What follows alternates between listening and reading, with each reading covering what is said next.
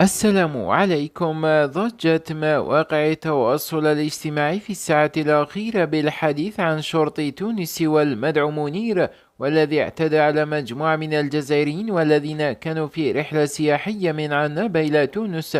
وحسب مصورة الفيديو فإن الشرطي قام بالبصق على صاحب الحافلة الجزائري، وقام باستدعاء مجموعة من التونسيين والذين قاموا بضرب الجزائريين بطريقة همجية. ودعا ناشط من السلطات التونسية إلى ضرورة معاقبة هذا الشرطي والاعتذار من السياح الجزائريين.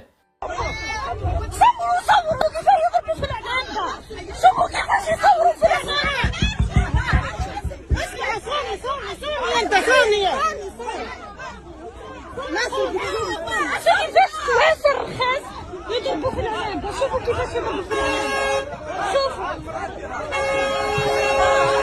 شفتوا الحقرة صبري